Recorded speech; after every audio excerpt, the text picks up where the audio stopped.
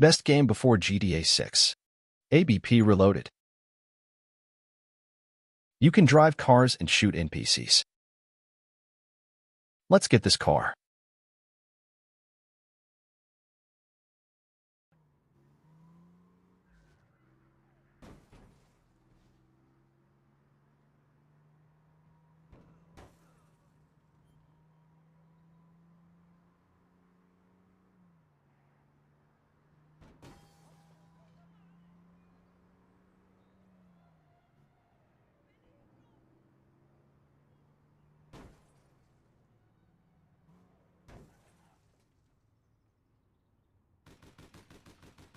You can make the cars explode if you shoot them long enough.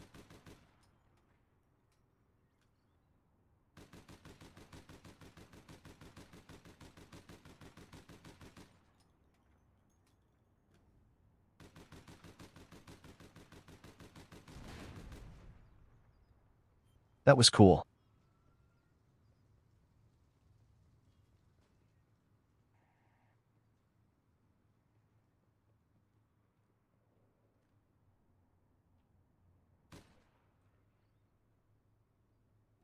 This car is mine.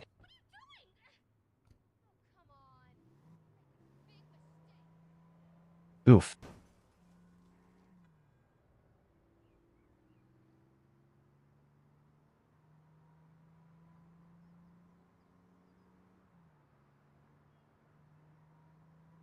Let's run the red light.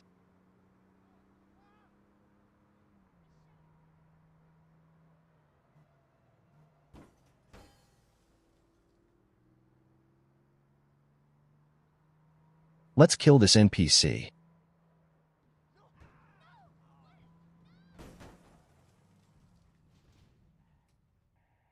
Get out of the car.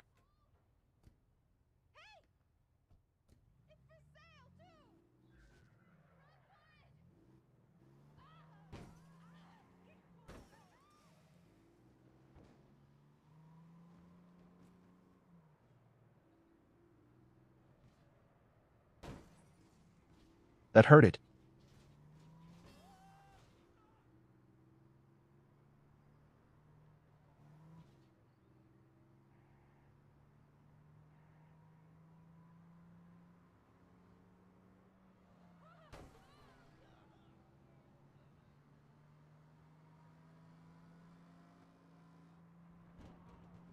Two and one.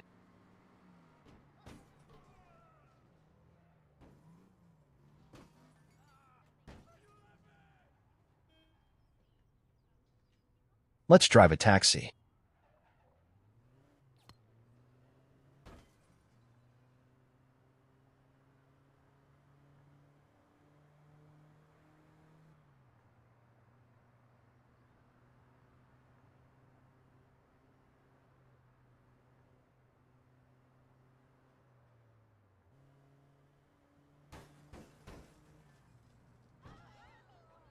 Three in a row.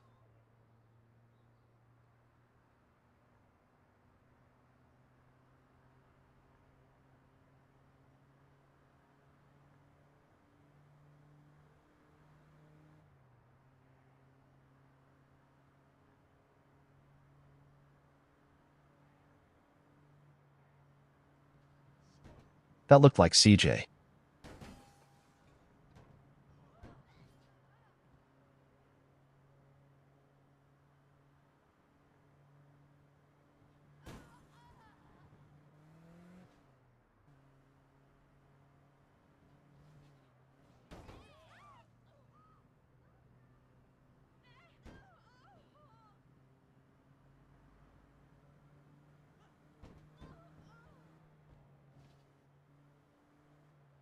Here is a storage so you don't get bored. When looking through old family photos, I found something horrifying in the background. Every year my family would get a family photo taken. We would always go to the same place, the local park. We'd then all stand in front of the large oak tree and pose for that year's family photo. Every year we would always ask our close family friend Terry to take the photo. It was our one tradition that we would follow every year as a family. We followed this tradition for over 15 years. This year was different though, and I was about to uncover my family's horrifying secret. Up until this year, we had always done this tradition, but both of my parents abruptly passed away, so in terms of family, I don't really have any now. When my parents passed away, they left everything to us 3 kids, and then we divided it up between each of us. Somehow I ended up with all of the family photos that were taken throughout the years. Maybe I was missing my family, or maybe I was feeling nostalgic, but whatever it was, I decided that I wanted to look through the old family photos and reminisce on years gone by. I didn't know it yet, but this would soon become the biggest mistake of my entire life. I went up to the old desk that is sitting inside of the small study room and opened the top drawer. Inside there was a large pile of old papers that I hadn't been through for many years. I searched through the old bills and the old letters, looking for the photos that I knew I had placed in this drawer. I had to search through all of the paper, and at the bottom of the drawer sat the small stack of photographs of me and my family standing in front of the old oak tree. I gathered them up and closed the drawer before heading out of the study and sitting in the armchair that is in my lounge room. I looked down at the photograph that was on top of the pile. I remembered that years ago I had placed the photos in chronological order, and so the photograph on top was the earliest one taken. I was about 3 in the photograph. My parents were both standing behind me and my brother Jake was next to me. Samantha was not born yet, so she didn't make an appearance in this edition of the family photo. I flicked through the photos, watching me and my brother grow older in each one, and then seeing my sister making an appearance in the 4th photo. I then saw both me and my siblings grow into older kids, then teenagers, and just as I was beginning to look like a man, the photos ended. I knew why the photos ended there. It wasn't because we were getting too old for it. I knew it was because my parents would no longer be able to be in them. And I don't think us kids felt right about taking the photos if our parents would be absent from them. I continued looking at the last photo. I was looking at both of my parents in the images, looking back at their smiling faces, smiling because they didn't yet know what would happen to the 2 of them. They were going to die soon. Then, something caught my eye. Behind the back of both my parents, between the branches of the old oak tree, a man was standing in the background, facing the camera and smiling. He was a very strange-looking man. He had long gray hair that hung around the side of his head, but he was balding on top. He was missing a number of teeth, and so his mouth was mostly a gaping black hole. His eyes, however, were probably the strangest thing. They almost appeared red, but that must have been because of the flash of the camera. I laughed a little bit to myself, thinking that we had been photobombed. I then finished flicking through all of the photos, and so was back at the beginning. I was about to put the photos back in the drawer, but that's when I saw it again. I saw him again. The same man, standing in the same spot behind my parents. The man looked the same age as he did in the previous photo, even though this one was many years earlier. He also had the same expression on his face, staring and smiling at the camera. His eyes were also the same shade of red as they were in the previous photo. I was a bit worried at this point. How could he appear in both photos that were taken 15 years apart? I then looked at the next photo, and standing behind the oak tree and behind my parents was the same man, looking exactly the same, his eyes still red. They reminded me of a demon. I then started to flick through each photo once again, and in each photo, in the same spot, stood this mysterious stranger. The more I looked, however, the more I began to think he wasn't smiling at the camera, but instead was laughing at my family standing there. I didn't know who this man was, and I didn't know why he was always standing between my parents and watching my family. I tried to think of different rational explanations. Maybe this man knew that we took a photo every year and so planned to always be in the background of the photo. Or maybe it was one of my parents' friends playing a joke on us. I managed to convince myself that it was someone my parents knew, and they were just playing a joke. This helped comfort me enough and helped me try and forget what I had seen. I decided to turn on the television to further take my mind off of it. I switched it on and watched whatever was on for an hour or 2. But that's when it happened.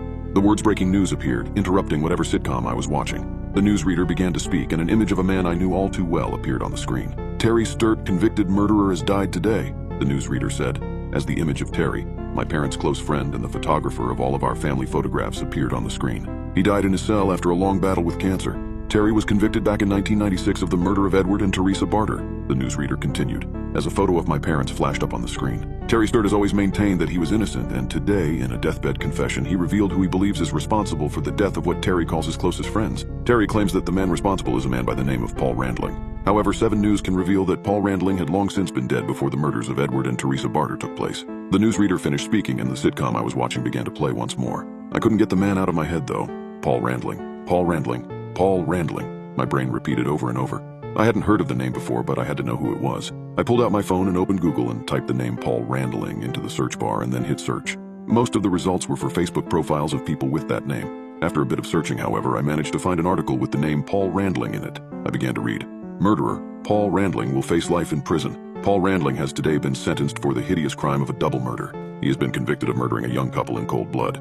The couple's names cannot be revealed, but it is known that they have left behind 2 young children. Randling, 58, will be facing life in prison for his crimes and will likely never see the outside of a jail cell ever again. Underneath the article was a small drawing of Randling, and it was unmistakable. This was the man in the photograph who was standing behind my parents. I didn't know what this meant. How could this man who was jailed in the 1940s be in the background of all of my family photographs? I decided to look at the photos once again just to make sure it was the same person. I picked up the small stack of photos and looked at the one on top, but the man was no longer standing behind my parents. He had moved. I looked through all of the photos and it was the same in all of them. He had moved from behind my parents. He was now standing right behind me.